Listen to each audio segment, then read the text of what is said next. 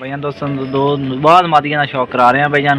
एक काली दबाद मादी है, एक लाल दबाद मादी है खट्टी काली दी, दूसरी खट्टी अख काला ठीरा भाईजान लाल मादी थे।